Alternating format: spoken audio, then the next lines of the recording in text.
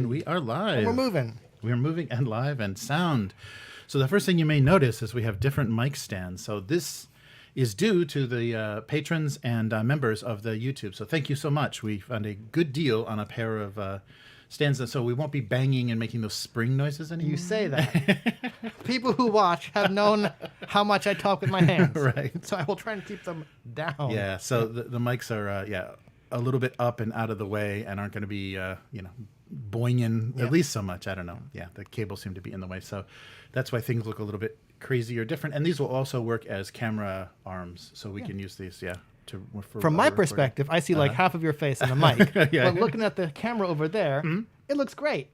Yeah, it's more out of the way. Yeah. So I think it's a good upgrade. So thank you again, everybody. This is awesome. Yeah, is kind of looks like we have Dr. Octopus hiding under the table. Yes, just coming up all over. And the cool thing is, there's another base that if we get a bigger table and we just want to drill into the table, we can mount like through the table. Wow, that's pretty irrevocable. Yes, yeah, well, that's true. Yeah.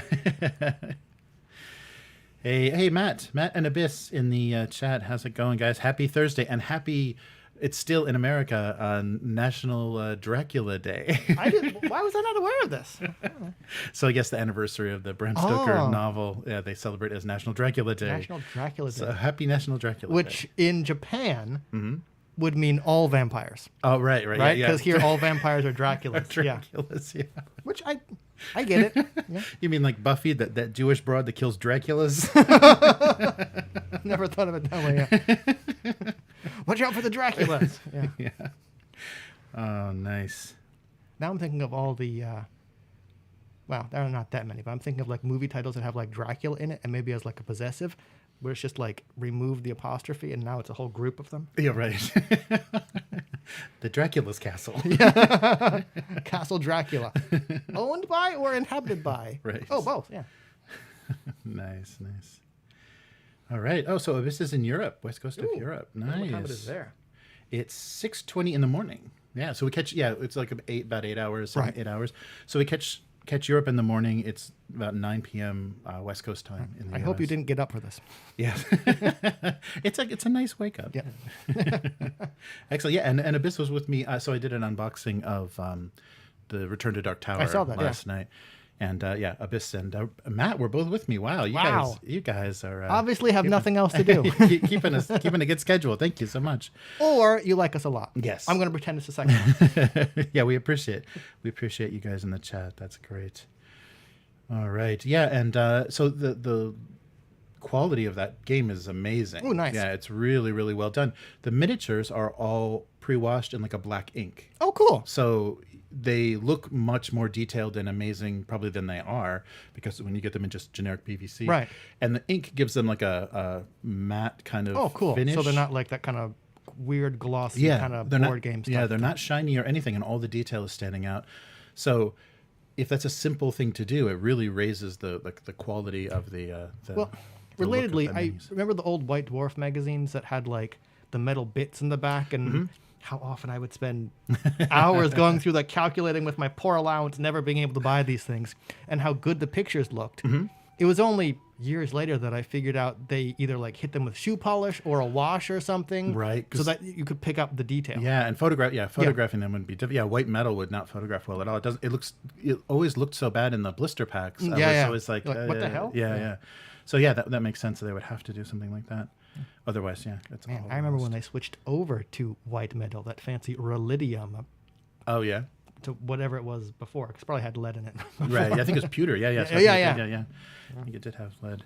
Yeah, they warn you if you got old 70s minis and had them in a box for a long time, be careful just opening them, because who knows what kind of particulates are now floating around in that box. Yikes. All right. Well, good. So how are things going? So you put some you've put a Stargrave game together, and that's why the book is on. It's fun. Nice. Yeah, they look great. I mean, that was a brilliant idea to combine the two, and then the scale, and it looks like the poses looks pretty good. The only thing I'm running into is the Stargrave crew. I was worried the Stargrave crew arms would look too small on the barbarian bodies. They don't. They look pretty good. I was also wondering if they'd like shrunk things on the Stargrave crew because it's the female crew. Oh. You can't tell. It looks good, fine. Good. Right? Okay. The only problem I ran into is some of the heads, the neck joint is a little bit different. Mm-hmm. Like the barbarians are kind of like that ball joint. Right. And the Stargrave crew is a little bit more flat. But some of the heads I have from like the Frostgrave female soldiers, female wizards, look a little bit too small. I was complaining about this last night on Twitter where, okay, I love the barbarian heads. Doing an all-male Starbarian crew, I'm just like, I can't do it. I just can't do it, right? But the heads look cool. You put the female heads on and you're like, they're all pretty. They're all smooth-faced and pretty, and even old, they don't look hard. Right. They look withered. Yeah. Because they come from the wizard set. So I'm like, I made a joke. I'm like, it looks like a bunch of like hard, middle-aged, bearded biker dudes. And their 20-something-year-old daughters going on an adventure, which is kind of not what I wanted. But like, it's okay. It works, and I don't think I'm going to change it. But like, someone needs to develop or put out female heads that look hard, not pretty. Right. I mean, and props to North Star for making old female wizard heads, but you put them on the body and you're like, it's like a raisin on top of a tank because it's meant to be like old lady wizard, right? Right. So anyway, they look cool. I'm going to go with it, but I was a little bit like, it's a little bit mismatched. Maybe I can do something with paint or something. Yeah, that must be what my problem is with like Warhammer and Games Workshop female heads is they're always they go for the hard and nasty. They're always like battle screams and they're real, like they look demonic most of the time. They don't look human, you know. I think some of the new sister heads look okay. Oh yeah. And but like you said, like those get kind of dark. Where like I remember when you showed me the Sister Battle Codex, I'm like, this is cool. Like this is what I wanted to see. Like the sisters that are like half burnt with shaved heads and like the fleur de lis tattoos. Like the Bob was iconic. Nobody's that clean, right? Yeah, right. Nobody should be that clean. Give me the sisters that look like they've been through some shit, right? Yeah. And of course the internet dogpiled me, but whatever. Oh yeah. Of course, they want their pretty. They want their Warhammer Warhammer 40,000 Sisters of Battle anime waifus. Oh my god! Well, there's so much fan art of the 40K waifu fan art. I've seen it and wanted to gouge my eyes out. I guess anything now has. Yeah, unfortunately. Waifus. Yeah, did you see the criticism, the internet criticism of She-Hulk aside from the how she's like not ripped? Yeah, so she's like the early what's his face John Byrne style. So just she's like supermodel, like green. And green. So she's just like a sports fitness model, and so they went with that, and people were like, but the recent one is like rippling and bursting. We want that. So it's interesting how tastes have changed, and people are like, yeah, that's what we want. The female body. Well, it's funny. Like I've seen on Twitter and stuff, people are like, someone obviously missed the fucking memo about like we want the ripped chick, right? And it's like, this is what you gave us. So yeah, so on Twitter, I think Twitter or like Reddit or something, one of the actual animators working at that studio said they kept getting notes thinner down. So they originally did kind of a bulkier version, and maybe just because it's more of it looks like the tone is more of a dating comedy thing. It's like a single lawyer in the city kind of thing. So maybe they didn't want her Hulk version to be too grotesque because she had to be able to date. It would look ridiculous if she was like the abomination. I don't know, man. I got like a whole Twitter list and Instagram list of people I follow that would be all about that. And like, no, that's not to say the actress, I don't know her name, the actress who is playing her doesn't look great and isn't a fitness model and doesn't take effort to do that. There's like a whole list of like bodybuilding chicks that would have been a better fit. Right. Can they act? Who knows? So that's another consideration. That would have been a fun thing too, to do like the 70s TV show like that, like Alou Ferrigno, and so the transformation was like change of actor. That would have been great. Torture some bodybuilder with green makeup for I'm thinking of the old Wizard magazines, where like back before superhero movies were kind of a thing. Remember they used to do those like fan cast? They would have like the 2-page or 3-page thing about who we'd cast as. Yeah. Now that's the whole internet does that constantly. Yeah. Wow. All right. Well, let's take a look at what we got today. Yeah, some topics for today. So thanks for hanging out, everybody in the chat. All right. Yeah, and of course they got all the comparisons to Shrek's girlfriend from the poor quality who CG. wasn't. Oh, yeah. I think just because the face, like they tried to do a likeness to the actress and they just like broadened her features a little bit, so it just like looked like whatever Fiona, from Shrek. Yeah. Anyhow, moving on to something tabletop related. Oh, intro. Yes. Oh yeah, yeah. We will. Yeah, we'll do it. Sorry. So I'm just trying to, Right. So let's start. let's start this week. I'm trying to do the intro, you dunce. Yeah. No, I was just trying to take a breath. There we go. All right. Welcome to the weekly. I'm Jeremy. I'm Chris. And first thing I want to mention is, although you can't hear it in the audio version, we have new mic stands. I wanted to thank our patrons and members for giving us the budget to be able to upgrade. So the one thing that you won't hear on the audio is the twang of those springs on the previous mic arms. Those were always getting bumped and always kind of wow. Well, you may hear still a few bumps because the brim of my hat still kind of, I got to angle my head so I don't hit the mic, right? So nothing is a perfect solution, but this is much better. Don't get me wrong. This is much better. Yeah. All right. So this week on the weekly, Marvel loses Conan. Oh. Quest RPG goes free. Another gigantic Batman Kickstarter. Oh. And Thirsty Sword Lesbians wins a Nebula Award. I saw that, yeah. All right. So let's start off with the first. Yeah, I thought this would be interesting. I thought you'd like this. So Marvel Comics is now losing the publishing rights to Conan. So they've literally been publishing Conan since 1969, kind of on and off. Yeah, originally it was in an anthology that where they reproduced like Edgar Allan Poe and Lovecraft, and there was a lot of comics versions called Chamber of Darkness. Oh, okay. Yeah, so that's where I think I've read that, but I am aware of it, I think. So this is just the comic book rights? Yeah, this is just publishing rights. But I'm kind of happy to see these go because the 70s run of Conan was it was original stories, but very true to the original text, and but they had to lighten it up a bit and make it more 70s comic book. But it had great art, a nice look to it, and some great artists had worked on Conan. And I think all the way till like 93, they had in the setting, in the Hyboria setting, Conan stories. But this recent iteration of Conan, I think some other companies, Dark Horse, I know did. That's what I thought. I thought Dark Horse had it for a while. They had in the 2000s. Dark Horse did a really nice version where they just adapted direct adaptations of stories, adaptations of stories. But this original version, this most recent version, they are just putting Conan in the Avengers continuity. So Conan is a start kind of around like the 80s? I don't know. I mean, I didn't read, but it's possible. It's possible. But he had been kind of gone. Maybe after they lost the rights in the 2000s, maybe he had been gone. But I'd never read any of that. I never wanted to go anywhere near it. And then when the Savage Avengers became a thing, he was a member. So you've got like Conan and Wolverine and Venom like fighting ninjas. It's like, okay, I guess 12-year-olds might be into that, but that was really, really disappointing.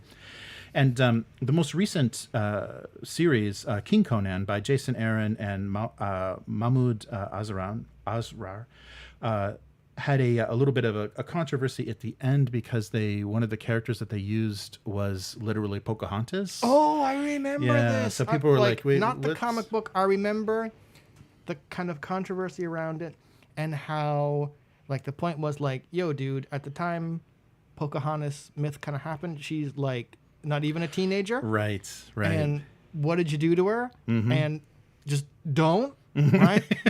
So yeah, I remember this. Yeah. Right. Yeah. So that's that only ran for 6 issues, and now we're just kind of done for a while. So so Conan survived a lot of stuff. I mean, I think people are probably most familiar with the John Milius film, the 82 Schwarzenegger film. That and then the most recent thing we've had is the Jason Momoa, which is fucking unwatchable. Yes. Like I can't call that anything else, and it would still be a trash movie, but probably watchable. That you tried to pass this off as Conan is just like there's apart from the name of the character And apart from maybe calling that one city Zamora, City of Thieves, Mm-hmm. there's like fucking no Conan in it at all. Yeah. I wonder what happened to that script. That might be an interesting behind the scenes of. It's also dark as shit and unwatchable. Yes. Like visually dark. Like when you're looking at the screen and you go, I can't tell what the fuck is happening. Why am I watching this? Yeah, things with weak CG seem to tend that way. They'll make things nice and dark so you don't notice. Let's cover up all these mistakes. Yeah. Right.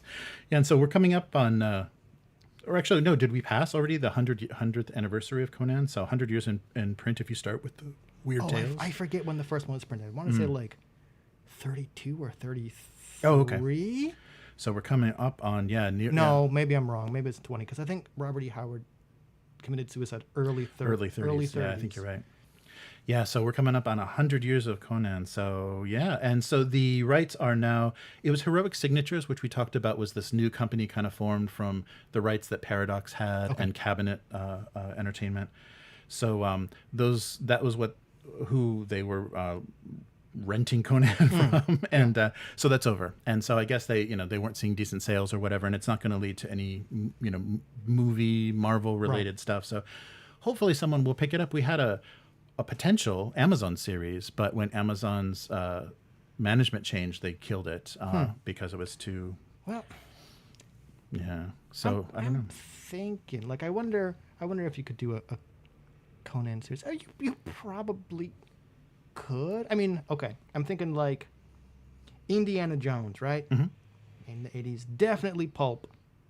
If you did something like that, right, it would, I think, be a decent Conan. I wonder how popular it would be, though. Right. Well, and I'd like to see it, R-rated, not PG-13, not swinging a sword and somebody going, ah. Oh, well, I mean, okay. I wouldn't necessarily need to see it, like, R-rated, because, like, reading, like, the Robbie Howard stories and other stories, like, okay, they're violent.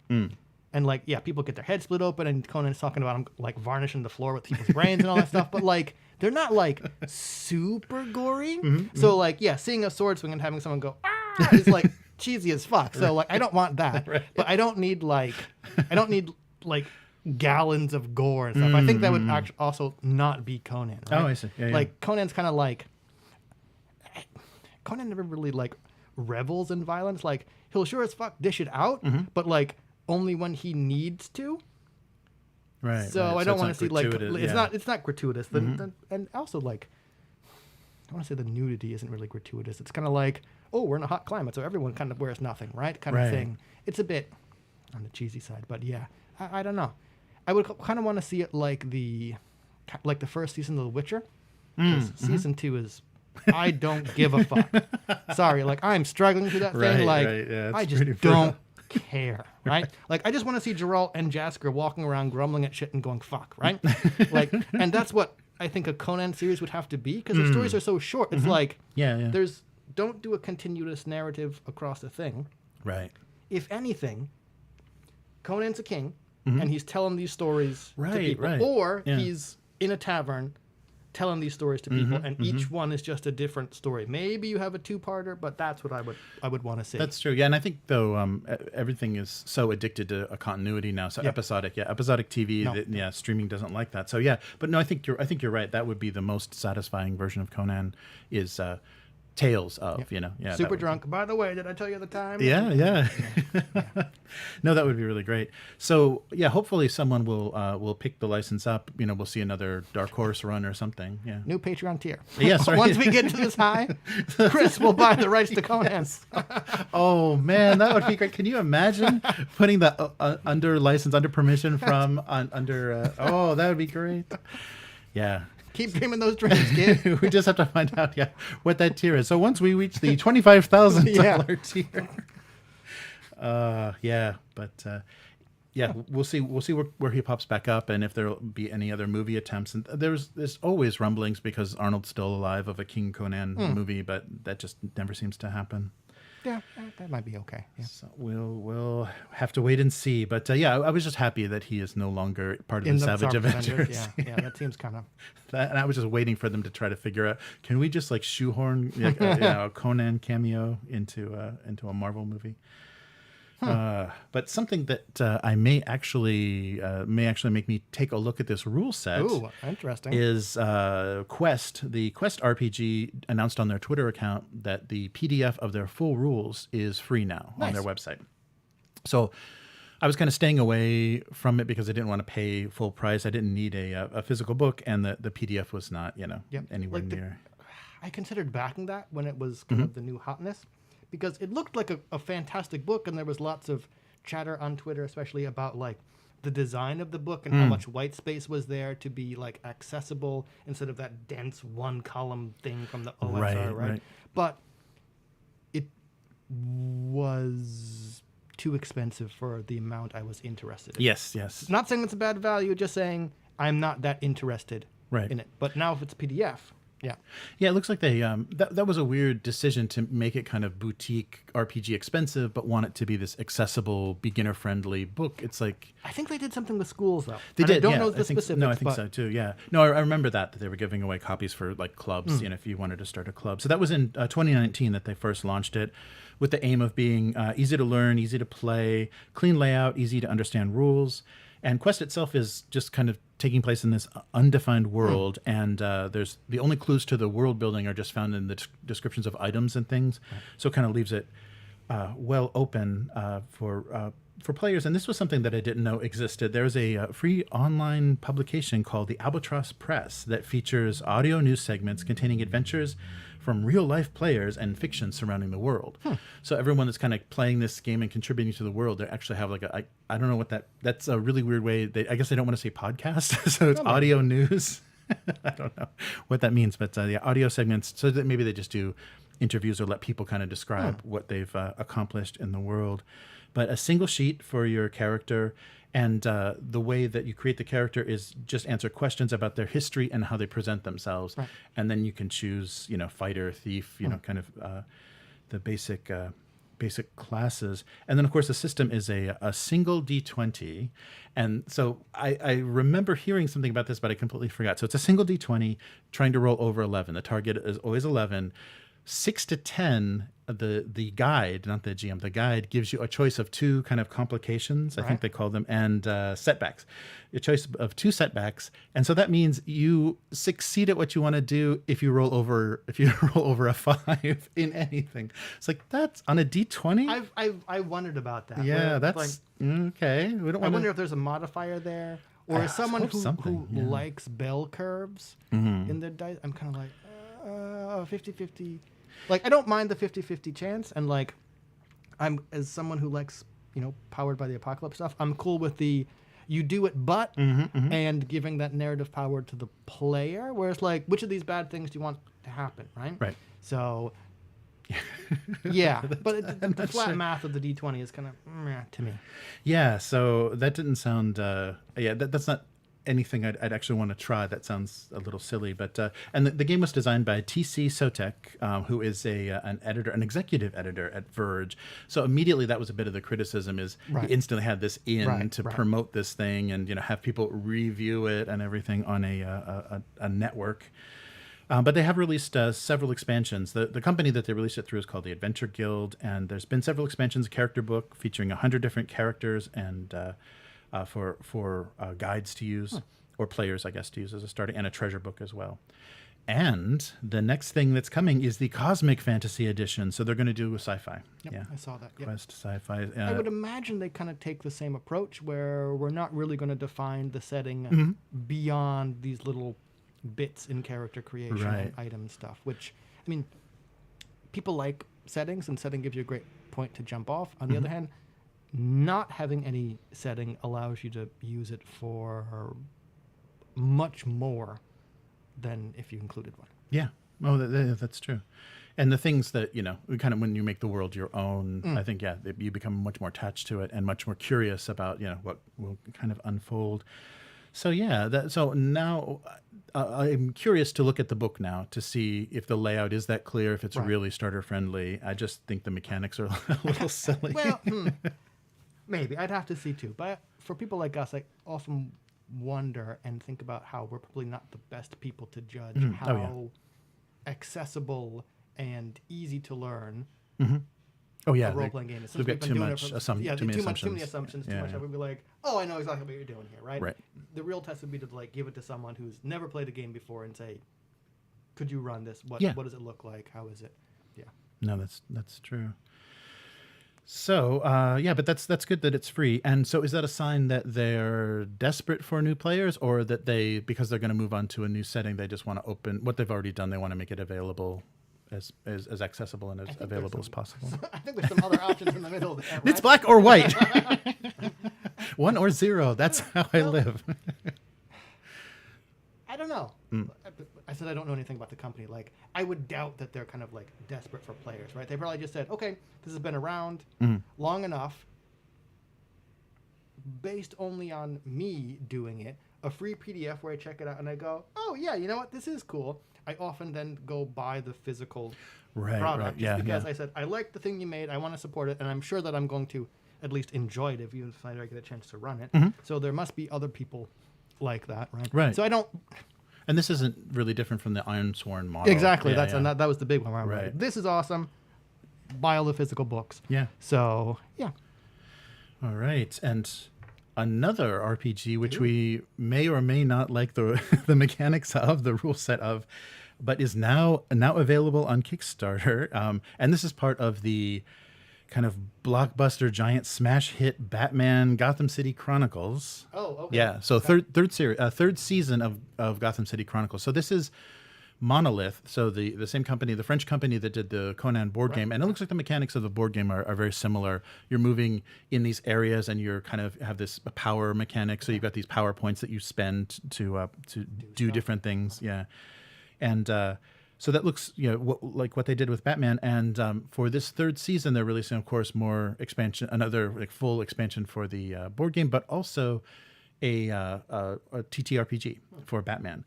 And that made me stop and think. So this is different from what we've talked about before. Like we were talking about, if you play Conan or Star Wars or whatever, you don't play any named characters. You may interact with them as NPCs. In this, you choose a named character. Do you want to play Batman? Do you want to be the Joker? Like, who do you want to play? So you literally choose. They stat out all of the existing characters in this universe and say, who do you want to play? How would you? Okay, Batman can have a little team. Yeah, he's got some pals. Yeah. Right. He's got a ward.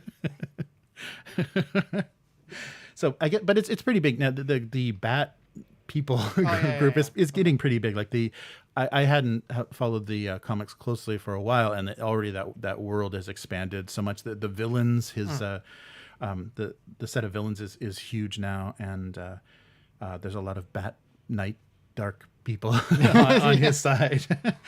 So and this is already headed towards $1 million, of course. Yeah. Of course. So the system that it's using, though, is a D20 Untold Tales Modern, which is an existing French RPG system that I hadn't heard of before. But I read through the Quick Start rules, and there's a couple of things. I mean, it's D20, and you can be scaled down to a D12. Like sometimes you will be rolling a D12 that can't crit or fail.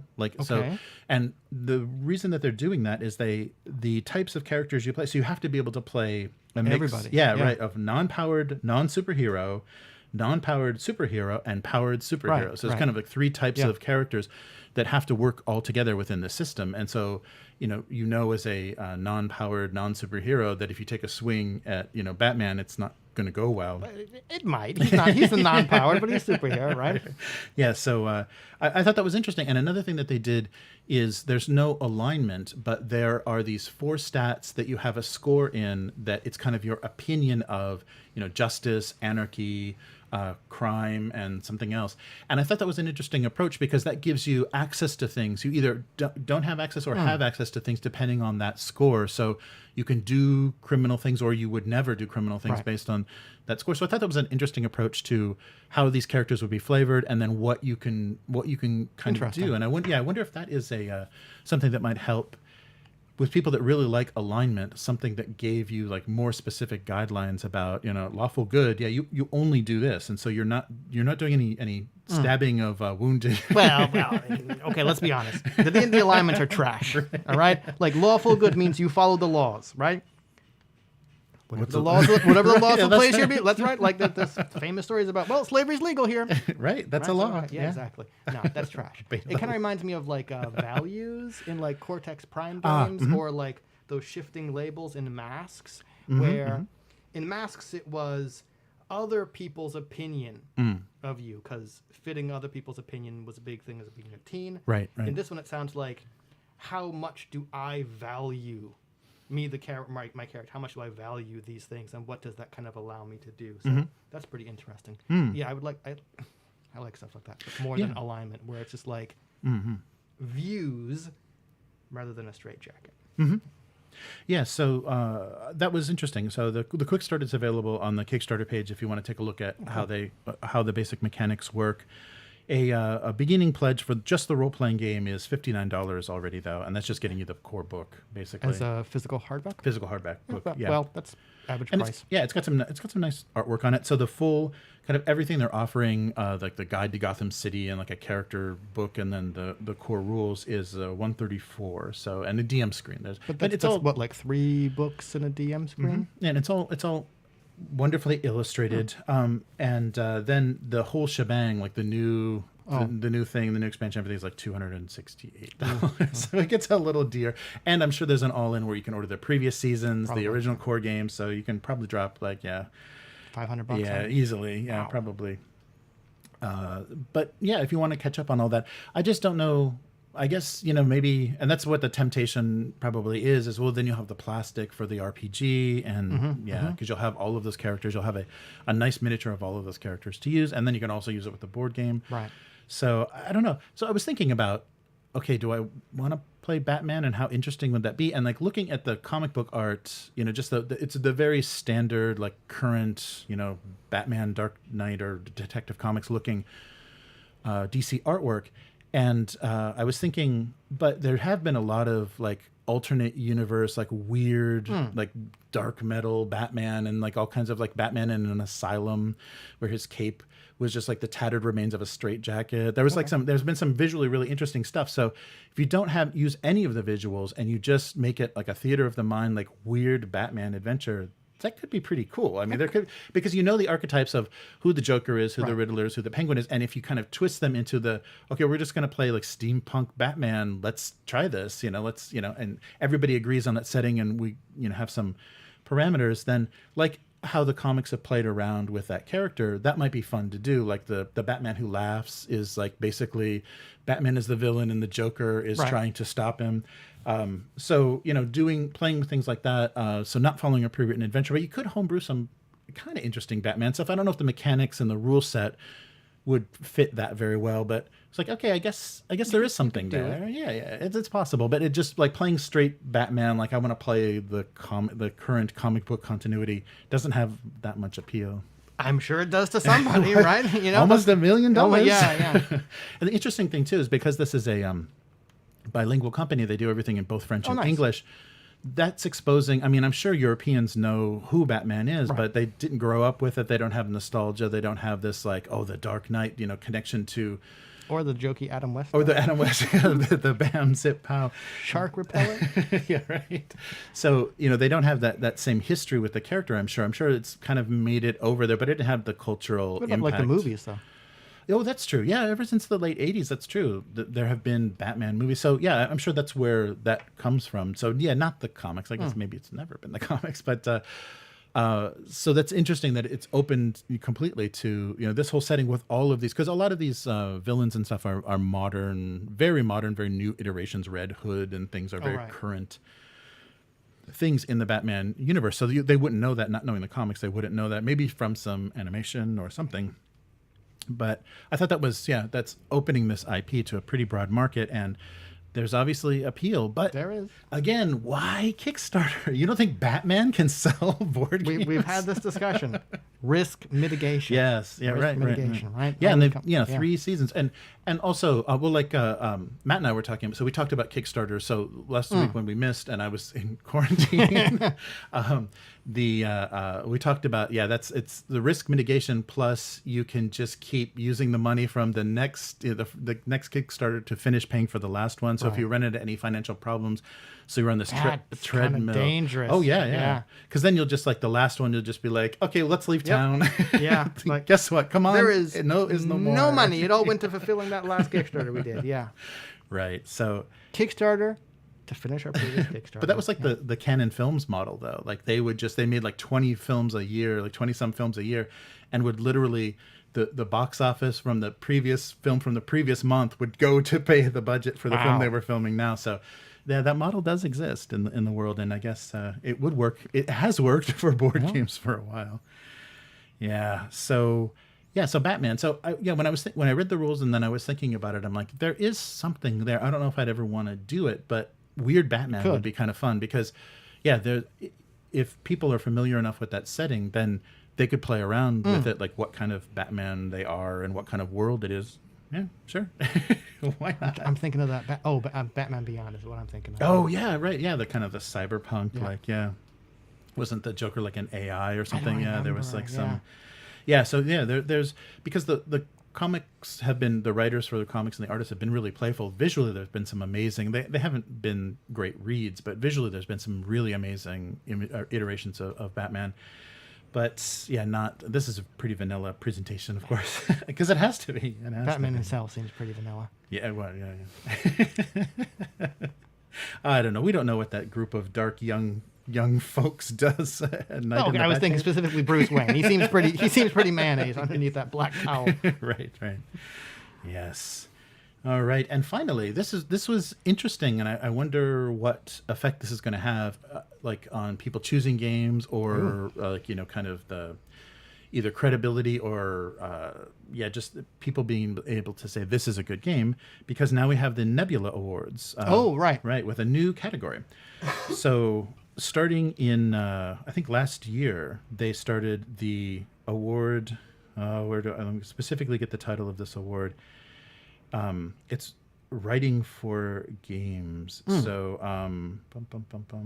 so the Nebula Awards is the Science Fiction and Fantasy Writers of America Awards, and I think 2021 was the first year that they had this category. It's just best game writing. Okay. Unfortunately, it's the same definition as itch.io has. So video game writing and tabletop game writing both apply. But this year, the Evil Hat game, Thirsty Sword Lesbians, was the winner. And they were competing. They had a pretty competitive group to choose from. So Coyote Crow, Grandma's Hand, Wanderhome, and Wildermyth were also in contention. So I guess any of those video games? It's possible. Okay, like I know Coyote and Crow, I know Wanderhome. Those are both pen and paper RPGs. Wildermyth. Yeah, don't know what the other ones are. Because previously, Outer Worlds and Supergiant's Hades, I guess 2020. Yeah, so previous. So those are both video games. So. Does this lend some credibility? I mean, you did good writing, but is it a playable system? I mean, it's a funny thing to kind of break out and say. I also don't know what they mean. I'd have to go look at this. I don't know what they mean by video game writing, because games are something that are meant to be played, and so game books kind of have to be like a technical manual, right? But they also don't have to be written like a technical manual, right? Like they can be. So, I have a copy of Thirsty Sword Lesbians and the expansion waiting for me in the States if this fucking pandemic ever ends, right? And I suppose I have the PDF so we could play if this pandemic ever fucking ends, right? And I don't know what best game writing in this context means, right? It means, did you clearly convey the information of how to play, or is like the tone and prose of your writing, is this award worthy? Right. And I'm not saying this is undeserved at all. I'm saying I have no idea how you would fucking judge this. Right. Yeah, and I guess it would have to be mostly for the adventures, the scenario, and the world building, because like roll a d6, it's like, oh, I love how they didn't say throw. They did. It's like, so there's a lot of like you're saying, the technical manual, the technical writing that you're not going to be able to judge. So it must be for the adventure setting and maybe interaction. So maybe I don't know. But I think like Thirsty Swords Lesbian has no kind of like we were discussing with Quest. There are maybe kind of like little setting ideas in the back, kind of like the Cortex Prime book, but it's kind of like, this is designed, I'm pretty sure it's written to encompass a lot of stuff based on which playbooks you choose for character archetypes. So, oh, interesting. But maybe that what is a role-playing game section was amazing at the beginning of that. As someone who's tried to fucking write one of those things, I hate them, right? Yes. But they're kind of necessary, unfortunately. What is a role-playing game? Yeah. You had to ask. So we'll see in the future, like what other games get attention for this, and if this, what does this do? Like, what, I guess you have a sticker now that can go on the front of the book, Nebula Award winning, but does that attract a new audience? Does that make current players say, this is confirmation? I wonder, I don't know, because I'm not up on my non-game books enough to know. I wonder if winning the Nebula Award encourages bookstores, which largely don't fucking exist anymore. Yeah, if it encourages bookstores to buy copies of your book and kind of put in front of the center for like the Nebula Award winners list. Yeah. And if it's a TTRPG with a physical book, if it wins, does that encourage Borders, if they exist, or Barnes and Noble, all these places to kind of put it front and center somewhere? Yeah, that's probably true, because it winning an award will make somebody curious, and then they see it at a store with that reminder of, this won that award. Yeah, so I wonder. Yeah, it's a funny thing to do, and I guess they're probably just reaching out and realizing there was a lot of good fantasy and sci-fi writing going on in the tabletop scene, and they want to kind of acknowledge it.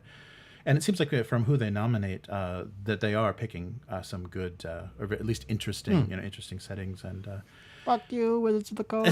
Oh, sorry. We're just never going to get sponsored. So whatever. I've stopped caring. Yeah. Right. Though, like I said, I will gladly sell out if some Wizards actually does decide to sponsor us. Right. Yes, right. You'll be sitting right in there with a Critical Role. I'll get my rainbow and ampersand shirt as I sit here and wax poetic on all the Sword Coast or whatever the goddamn I don't know. You'll be playing a Fey bunny before. Oh my god. Yes. Hey, if someone pays me, oops, there's my hat again. If someone pays me, I will, and I have repeatedly said that. So, yeah. So, girl for hire, as we'll just put that below the video. If there's like a chevron, then we can pop up. Yeah. Nice. Yeah. So I thought that was fun and interesting news, and it just means like independent, smaller games are getting recognized, because they definitely could have taken a look at one of the current 5e settings or something or something big. Right. And to be fair, Evil Hat's not exactly small. Right. So, I mean, it's definitely like mid-tier, right? Right. Yeah. So I thought that was fun. Yeah. So, that's it for this week. Cool. So, where can people find you? On Twitter, as always. That's Hivemind, HYVEMYND. That's also Instagram, where in addition to spamming stuff about the shit political states, that's interspersed with pics of new miniatures, since I got a little light box, and wow, that makes taking pictures of miniatures look a lot better. Oh, yeah. So we're talking about like Stargrave and Brawl Arcane and the new like Necropolis 28 and all these little indie skirmish war games. And we'll have to do a marathon, just like one a week. Okay, we're taking a week off from work and we're just going to marathon all these games. Yeah, but just do just try to meet and do one a week, and just like do a learning game of each of these, just so people can that's a new Patreon level. See this. Figure out how much it costs us a week on salary, and then just say, once we hit this, take a week off from work. It's actually a surprisingly small amount. Oh goddamn! This is Japan. This is Japan. Yeah. Anyway, how about you? Oh, so I am doing my single panel gag cartoon, so Abuse Cartoons on YouTube and Twitch, and on Twitter as well is Abuse Cartoons on social media. And you can find the archive of the cartoons, gocomics.com/domesticabuse. And if you want to support what we're doing here and get us even fancier microphone stands, please consider becoming a weakling on Patreon. So patreon.com/upturntable. And thank you very much. I didn't do the next week. Sorry, we've been disrupted. We'll credit. So we've got 2 new patrons that I want to thank very much. So we'll officially thank you next week. I don't have any graphics ready. And fire our graphics guy. Yes, that guy is gone. And patreon.com/upturntable, upturntable.com for everything that we're doing. We just did the unboxing a little bit late because we got it last of the Return to Dark Tower, but you got to see those miniatures. Those pre-washed miniatures are pretty impressive for a board game. And we will be back next week. Later, mortals. Goodbye. Sweet. All right. Yeah, so maybe we can actually like invert your mic. I think that might be a good, so we can avoid your hat, because it'll keep it. The arm will stay out of the way. Or reverse the arms. Oh yeah. But we can turn it around. All right, I will be right back.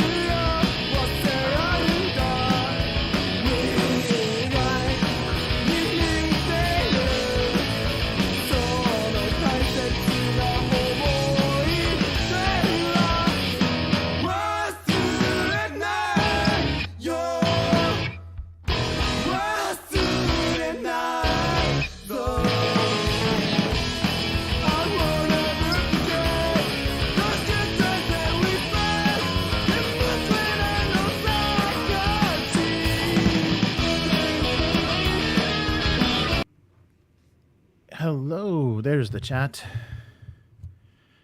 So back. So Chris actually brought. There was an order that we placed together with North Star Miniatures. So I've got my French unit for Silver Bayonet ready to paint. So that's great. Yeah. So that was where the crew, the Stargrave crew. So I guess Chris did some Starbarians, some sci-fi barbarians. So took the barbarian box from Frostgrave and the crew box from Stargrave and kind of put them together for a nice combo. They look really nice. It's like, laser rifles and furry shoulders. So some good looking stuff. So take a look at Chris's Hivemind on Instagram if you want to see some photos of those. So let me take a look at the chat. So again, Matt and Abyss, good to see you guys. And Miguel, how's it going? Bad shower. Okay, let me go back to the beginning. We got to work our way up to that. All right. So there we go. Oh yeah, we were talking a little bit before the cast, before we started the official podcast, that the CG is not very good for She-Hulk, and they already released, I guess, on some promotion on Disney Plus or whatever. So what they put up on YouTube, I guess, was not not finished. I don't know why they keep doing this, but I can't even imagine what the scheduling and the pressure for these CG artists is to crank this stuff out. So they supposedly released, it doesn't look much improved. Some of the detail and some color in the eyes and stuff and pores and on the skin were a little bit more apparent, maybe in the 4K version that's on Disney Plus. But yeah, who knows? And who knows what that series is even going to be? They're going to do like a Hulk cameo in the first episode, and then it's going to be, I don't know, She-Hulk on Twitter or Tinder for the rest of the season. So Abyss is saying, my biggest gripe with female models is how they have the sexualized armor, which no woman would ever really wear. They have plate armor, with bare midriff or cleavage or boob space. Windows. They always have cut out windows on chest plates on plate mail. Or barbarians that just wear animal skins or much of nothing at all, which is just asking to get killed. Yes, that's true. Yeah, Matt, you're right. Yeah, so Matt said, they've had Conan forever. Yeah, since 1969 was the first time Marvel Comics. And the run from 70 to 77 was the Barry Windsor Smith, like the most kind of recognizable. And I think, was it the Savage Sword of Conan? They've done some collections of some of those early stuff, and they're really fun. I mean, because it's that older, comic aesthetic, like Marvel did when they did Epic and stuff. So it's much more, much more fun sword and sorcery, and not so generic, closer to the original source material. And I think the character just kind of drifted further and further away. And I can't remember if he was, brought into the Marvel universe and, fighting Doctor Doom or whatever in the 80s. I can't remember. But I do remember the revival in the 2000s, the Dark Horse, they were done really well. The artwork, it was like digitally colored pencil and things, so it had a much grittier kind of nice texture to it. So I really liked those. It was just the retelling of the kind of classic Conan short stories. But that Dark Horse series is well worth looking at. Yeah, Miguel said, every Hollywood star needs to have a bust on their resume after all. Yeah, right. It seems like it. It's really unfortunate. And Disney is just handing them out. I mean, so many people are just embarrassing themselves in these horrible series. I mean, they're good actors. They give them nothing to do with these nothing characters. But, I mean, I'm sure the paychecks are, we're going to find that out. They're just going to admit the paycheck, they couldn't pass it up. So we'll see. Yeah, we'll see if they can actually drag John Boyega. He was one of the few Star Wars actors that said, "You ain't gonna Disney Plus me." So I think everybody else has been dragged back. I mean, it wasn't Poe Dameron, but it was Oscar went back for some Moon Knight. Yeah.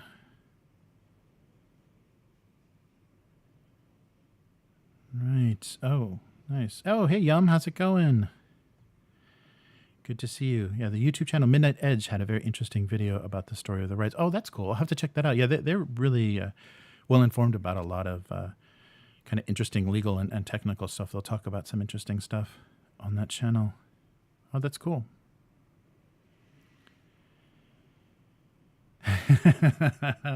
Oh yeah, I should have brought the tower.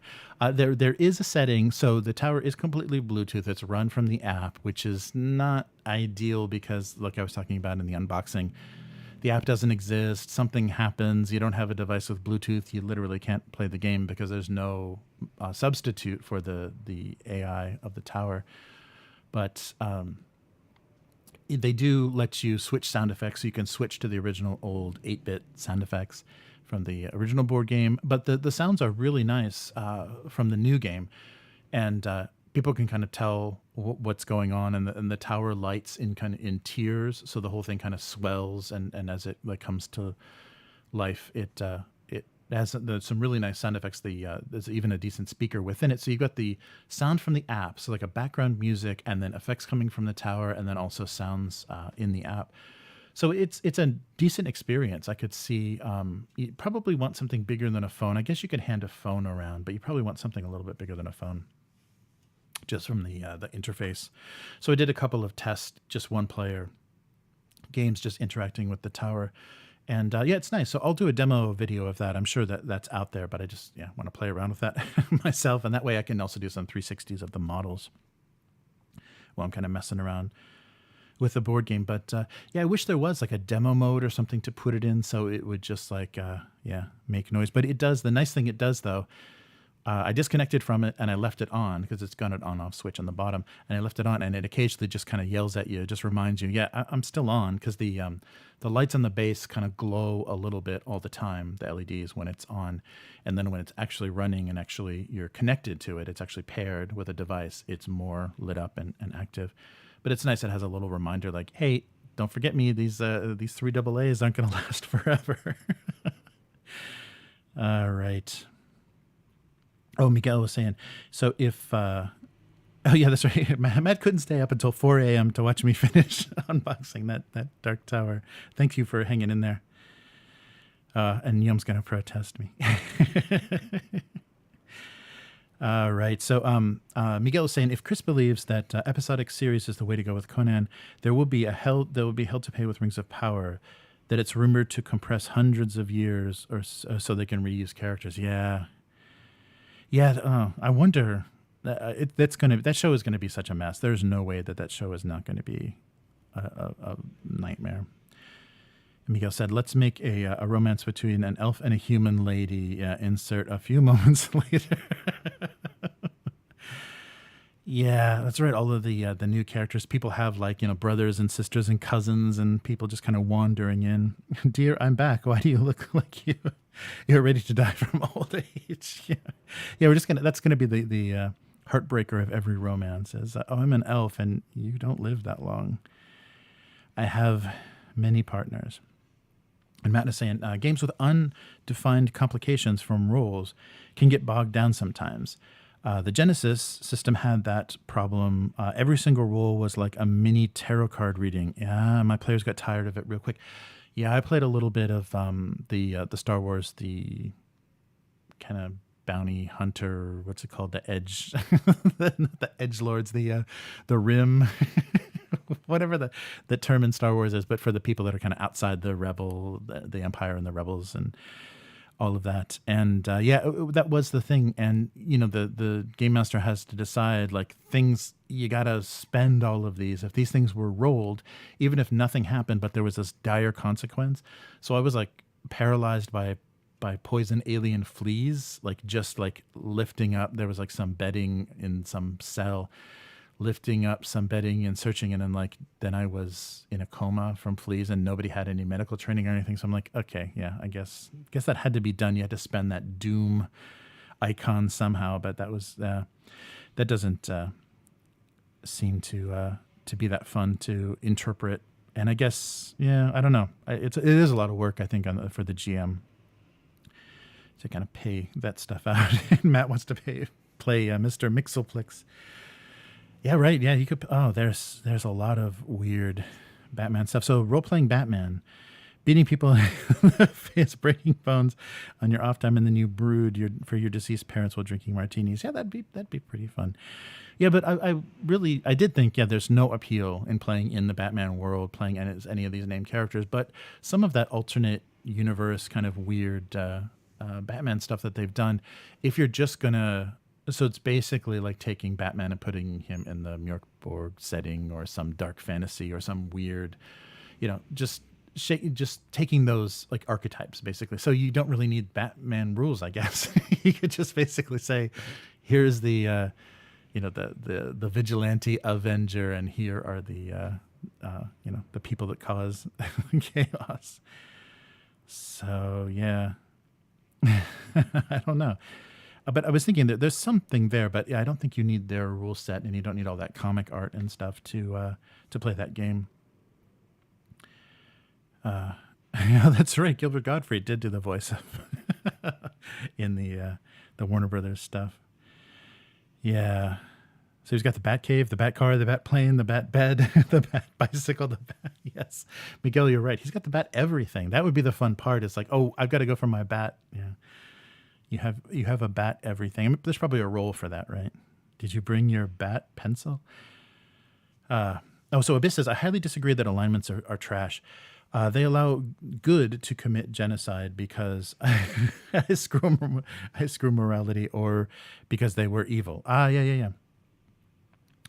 Right. Yeah, no, I think there was a discussion on our OSR Facebook chat about that, about people still thinking that the kind of the 9-box alignment still has a place and still is a good player guide and still has a function. And I think Pathfinder 2nd Edition even leaned into that even more because they because that kind of powers the schools of their clerics and everything. So alignment became even more important in Pathfinder 2E, which I think is an interesting move because they moved away from a lot of the original tropes like race and things, but they leaned into alignment. But I don't think for monsters or anything, but for powering necromancy or cleric spells. They did that. The bat shower, yes. That's a good point. Highly agree. I highly agree that alignments are trash. Oh, okay, cool. Oh, right. Yeah. So that's Chris has always been like that about alignment. And I was surprised that Paizo said, no, let's really use this and make this like a part of the world that you can't really remove. So they're really sticking to it. So Matt says, has anyone ever suggested just burning Gotham down and starting over? I think a few villains have tried that. Yeah, that's a good point. That's called Tuesday in Gotham City. Nice, said Abyss. So sometimes I wonder why PCs don't do that in some settings. Yeah. Oh, yeah. Matt loves the 80s canon ninja movies. Yeah, they were just talking about, I was watching something that talked about the end of canon, about the last few movies that kind of killed them. And one of them was Superman 4. I think He-Man and Superman 4, there were a couple of, when they tried to kind of step up to AAA, kind of more blockbuster scale movies. That's when things all fell apart. So they were much better doing the small budget action kind of exploitation type stuff because they could crank those out and the budgets didn't get out of control. But yeah, I think they got a little cocky. Yes. Oh, Crispin, hey, how's it going? So I'm in it. I'm in Warzone Eternal right now. I'm kind of like still deciding what to do, but I want to see those rules. And I watched a little bit of the rules demo that Resnova did, and it was okay. I thought they were gonna like spice it up with some graphics and stuff so we could really see like how some rules, but they kind of talked us through it. And I don't know if it changed my feelings. It didn't get me any more involved. I really wish they would have done a demo. I really wish they would have sent some like demo rules and just some counters or something out for people to try things out, because it's a bit different. Yeah, there's like you have to pay attention to how much you roll under or roll over or roll under things for different effects and things. So we'll see. Yeah. So Matt didn't, but the Blade Runner one, yeah, I did the basic kind of everything pledge. The same thing I did with the One Ring, the starter set and the book for Blade Runner as well. So we'll have to, if we get PDFs, Matt, we'll have to talk about that. That might be a good thing to take a look at if after the Kickstarter they're going to give us something early, playable or at least readable early. Nice. So if the Kickstarter hits 72K, you get a limited edition mini of Crenshaw. Oh, really? Oh, wow. Well, that's cool. Oh, of course, it's a purchase. Yeah, it's an add-on. It's not included, of course. But if it's a cool sculpt of Crenshaw, I don't know, though. I haven't seen anything. Yeah, I haven't seen any Brotherhood stuff. I like the Legionnaires. The Necromutants are okay. I don't know. Yeah, I'm not sure how I feel. And we're just seeing renders and a couple of painted stuff. But yeah, I'm not... $50. Well, I guess that's better than 50. And if this was a GW production, it'd be 50. Yeah. So we'll see. But anybody, just anybody that's got me on chat or anything, let me know if you want anything from Warzone Eternal. I'm sure I can help you out. Both that and Chronopia, I can help you out. Oh man. Yeah. Yeah. They were off to a real fast start. Like Warzone Eternal funded quickly, but now they're in that same slow crawl that Chronopia was, because Chronopia got up over 60 eventually, and they had some trouble getting to 40. So Warzone Eternal, I think, pushed a little bit harder at first, but I'm not sure the momentum is going to be maintained.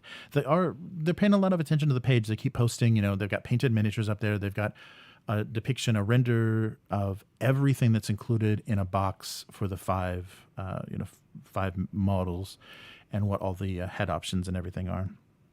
So now we can see that instead of having that explained or just a list. We can see like what that actually is for each box. So I think that helps a lot. But I don't know what to do. All right. Yeah. So Miguel's saying, the Kickstarter doesn't have a lot of value. As much as I love Warzone, it's a rehash of old stuff I already have in minis. That's the difficult part is Prince, the Irish, I'm totally blanking. That Irish company still has a lot of the metal miniatures. So it's not everything. It's not the full line, the full releases, but you can still get the metal minis. And because they didn't differentiate with the new stuff, it's difficult. I mean, I love the level of customization. I mean, they give you enough options. Like they give you a whole sprue full of options.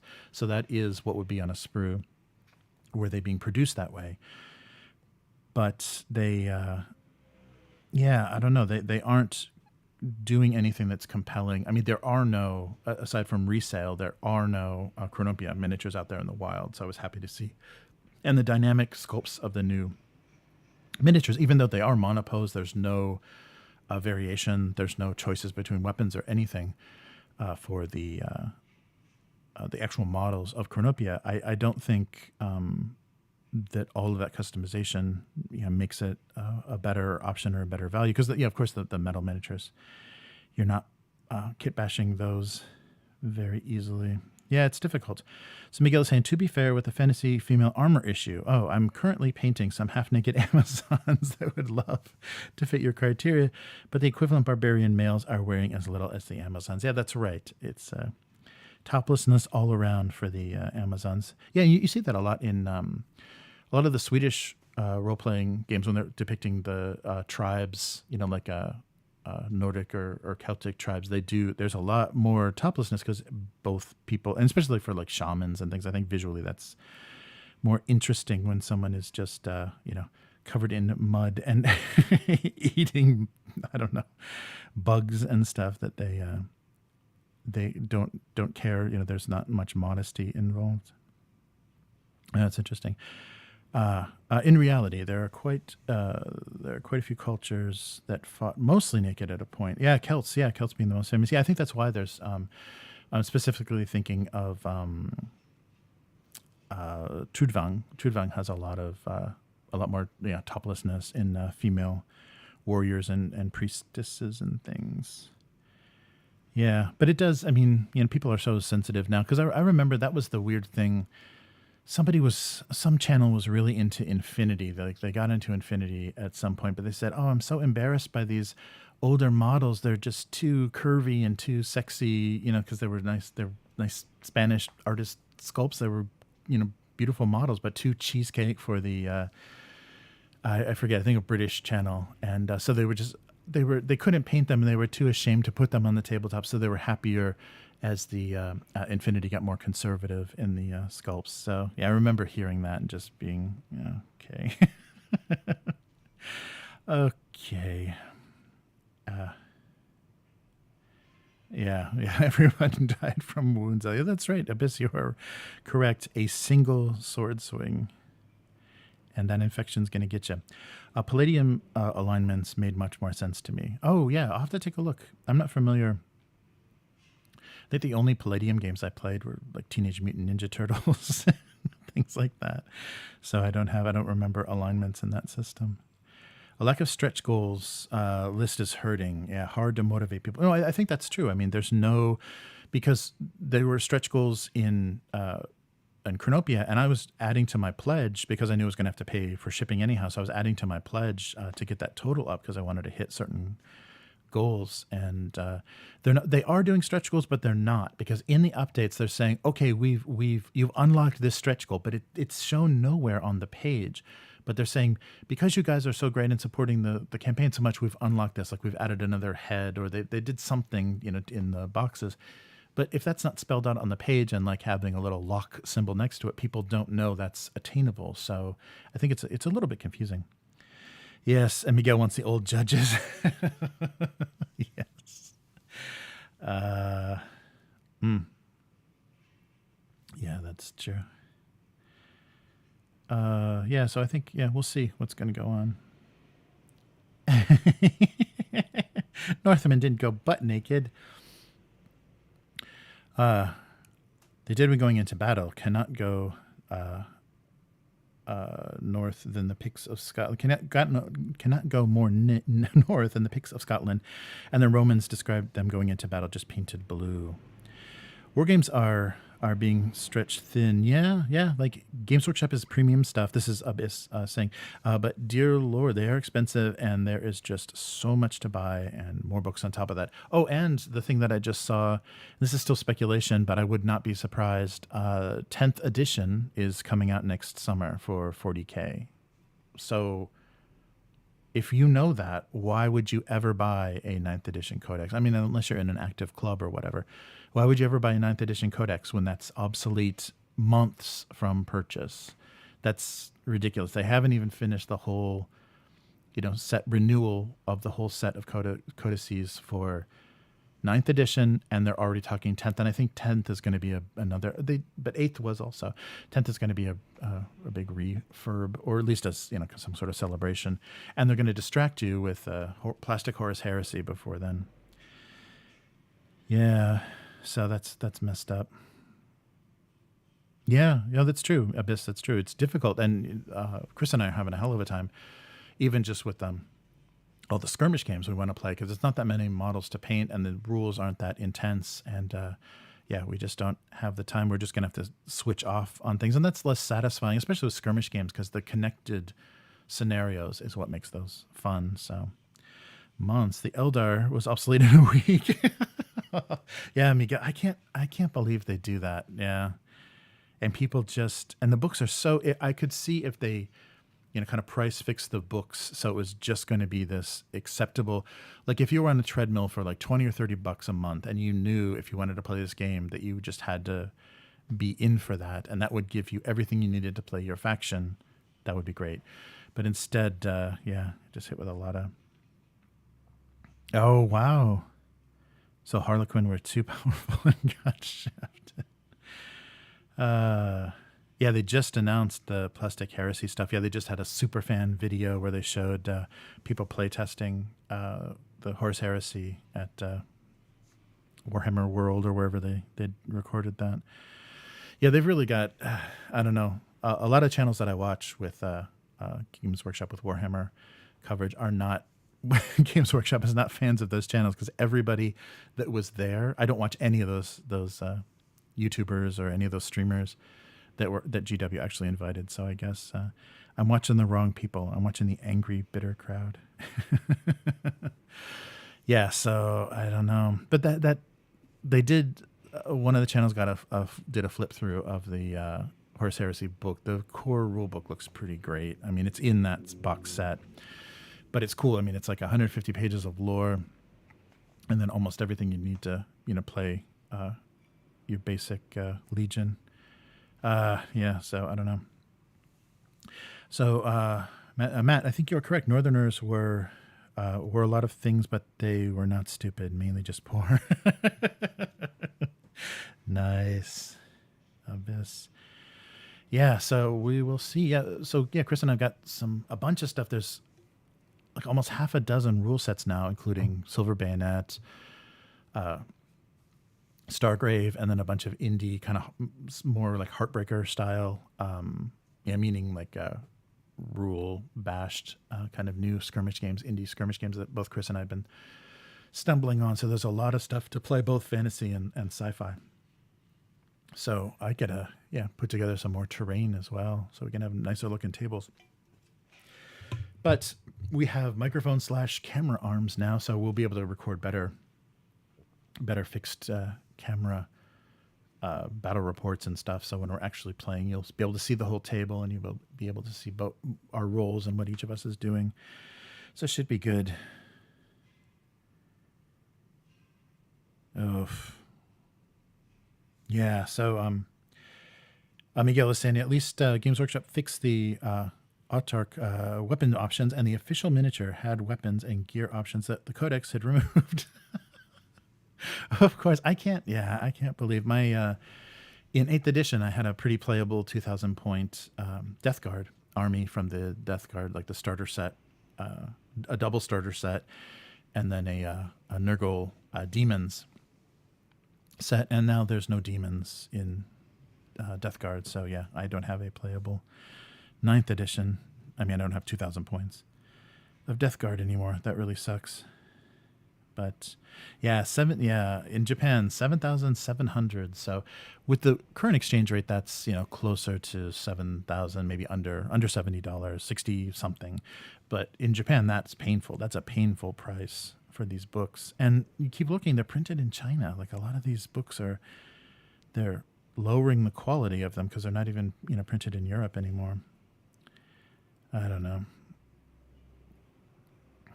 Yeah, Nebula said, didn't they upset the fans with the Harlequins by having them kill Costa? Oh, yeah. Oh, new terrain. Oh, yeah, Miguel, let's play some Warcry. Yeah, definitely. Yeah, I have... I can put together a... either Stormcast or the Cruel Boys team, a gang for Warcry. Let's do that. I think those are in the 2021 book, because those are the new guys. Want to faint? Oh, that was insane. It finally made it. Yeah, the Ash Wastes finally made it into the Japanese Games Workshop page. Yeah, so basically $423. I mean, the yen is pretty weak now, so it's a bit cheaper. But yeah, that is a dear price. It should be 3 something if you just directly convert, but they add they add a lot to that price. Yeah, so literally since I've been buying Necromunda, since the original re-release of Necromunda, it's gone from 200, 300 to 400 for each of these sets. Now it's at 400, so it goes up about 100 between every set. Oh man. Oh, the tower. Yeah, I don't have the tower with me, but I will. I'll do another video with the tower, and you'll hear all the lights and everything. The lights, and you'll hear the lights. You will see the lights, and you'll hear all the sound effects and stuff. And I'll have the app near the mic too, because I think it's pretty impressive how well they did it. But yeah, I couldn't put it back in the box. It's still sitting out. Yeah. So right now it's minus about 30% for US dollars. I'm sure it's different for pounds and euro. Yeah. So what is that? So it's about $300 something US, because take 30% off of that, because we're about 130 something yen, maybe a little bit less. Yeah, but it's I'm not sure. I think that maybe the yen is recovering a little bit, but it's pretty weak at the moment. Yeah, no, I think that's true. I think because if you look at how they release like box sets of like anime series or manga or anything, they are insanely expensive, and especially if anything has nostalgia on it. Like you can pay for like a single run of like a Gundam anime or whatever. You can pay $300, $400, $500 for a box set, just depending on how much they do to it. The prices get incredibly dear, and a single Blu-ray can be like 8,000 yen or whatever, so about $70, $80 here. It's crazy. Yeah. So the prices are nuts. So, I mean, and so Games Workshop is encouraging, and I guess it's not a big population, so that's probably fine with them. But I am actively looking for other options. I would never buy from the Games Workshop physical store or the web store just based on how they're pricing things for Japan, because you can get another country's price plus their discount, and then that discount hopefully will cover getting it shipped. Yeah, it's insane. But yeah, you're right. I mean, we're expected to kind of tolerate the same prices that Australia has been suffering for a while. They get really bad prices. I think Australia's been insanely punished by GW forever. So you can't. Yeah, it's a mistake to love Warhammer in Australia. Yes. No, Miguel and I are stuck in this prison of unattainable model prices. If you want to buy anything new, so yeah, any of that FOMO hits you, and you're gonna regret it. Yeah, but things are showing up in a lot of places, and merchants are willing to break their agreements with Games Workshop to make sales, and I think Games Workshop is just going to see more and more of that. If they're planning on expanding into China, no one's going to follow their rules, and they're not going to be able to punish people fast enough to have much of an effect. So we will see. Yeah, both Australia and New Zealand. That's the world we're living in now. I was hoping it was going to be different, because for a while, still the books, the only redeeming thing about having an actual Japanese Games Workshop website is the novels are cheap.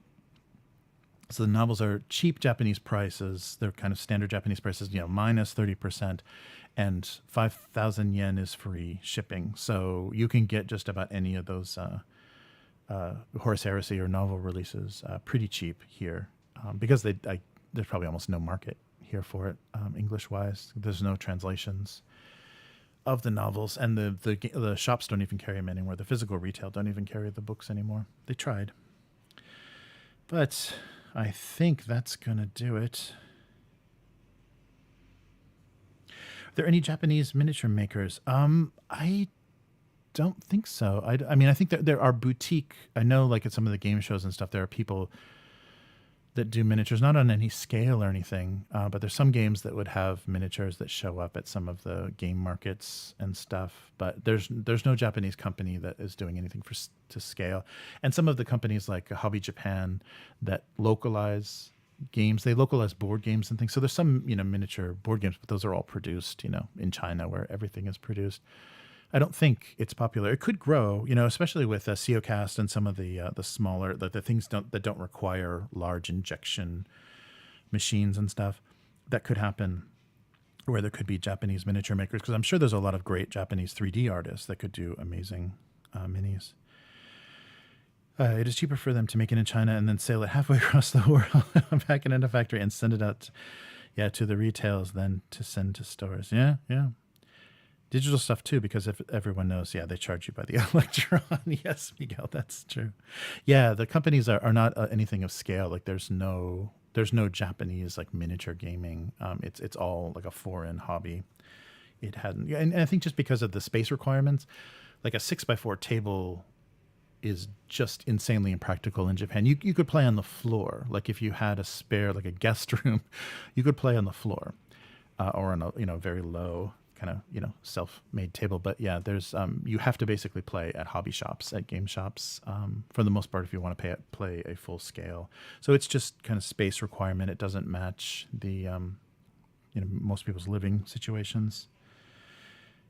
Yes, and then buy it from them and have it shipped back across the world to Japan and have it brought to your doorstep. Yeah, literally, there are like things that are manufactured a day away from me. They go to the other side of the world, and then they come back. It's so insanely wasteful. I mean, we wonder why we're having supply chain problems. Oh yeah, no, I think you're right. Yeah, it's the kind of the exoticism. It's reverse exoticism, the exoticism of the European medieval themes and settings that is attractive. Because if you've seen like Ghibli movies or a lot of anime, will have this like fantasy Europe setting or fantasy medieval setting. So Japan likes that, but it still is exotic and not like a big mainstream thing. Yes. Oh, yeah, some Berserker minis. Yeah, that's true. Yeah, it seems like there's enough properties here that they could be doing a ton of, and I think they do some, small press games based in certain anime world, just because they're much more tolerant here. The doujinshi scene, where you like fan comics, is much more tolerated here. So you could do like fan RPGs, but they're not going to get any traction and get very wide distribution. But all right. So that'll do it for this week. This has been really fun. I'm glad we were able to physically get together. Apologize for the sound quality, and apologize. Yeah, Matt, I'm sorry. I couldn't get it figured out better. Couldn't get it dialed in better. We'll talk about what we can do to try to improve how we sound remotely. And I'll get Chris's microphone reversed so that the ball cap isn't hitting the microphone and actually can be closer. That may be a little bit of a problem with this week. See, I rig things up, and then somebody wears a hat. All right, so we'll be back next week. Hopefully, normal schedule, and everything will be good. So, yes, Space Maid Cafe, the RPG. Why isn't there a Maid Cafe RPG? Nice. Yeah, that might. Well, yeah, that's true. We were using Discord. So usually the audio on Discord is decent, but I think the way that I was patching it, I was putting system audio or like sound card audio back through the OBS, and I think I did it wrong. So it was a bit distorted. So yeah, we'll play around with that. We'll do some tests, and hopefully Matt and I can get this figured out, because we got stuff to talk about. Yeah, we should get that going. But yeah, so everyone take care, and we will be back to do this next week, and hopefully some more news about getting closer to playing a skirmish game. And Miguel, yeah, I'll get in touch with you, Miguel. I really want to try Warcry. I watched there was a battle report that I watched, and I like the dice system and everything looks different and interesting, so that'll be fun to try. And I think I've got enough models to actually put together a gang. All right. So everybody take care. Yum. It was good to see you in the chat. Miguel, Matt, Abyss. It was great. Crispin. Good to see everybody and talk some tabletop. And thanks again for everybody that's a patron and a member. So we now have awesome positional non-vibrating mic arms because of you guys. So this was a great upgrade to our little studio setup we have here. And if I just get it inverted for Chris, we'll be all set. So everybody take care, and I'll probably do the next thing I'll get a chance to do is a little play around with the Dark Tower game itself, and I'll do a little 360 for some of those miniatures so you can see them, because I didn't pull everything out of the trays, and there's a lot of really interesting miniatures and all the names. So there's a lot in that setting, so I think the RPG might have some fun stuff to do, because a lot of the names are very compelling, very inspirational, so there could be some good lore there. All right, so that'll be the next thing, and I'll be with everybody soon, so take care, and I will see you then. Goodbye.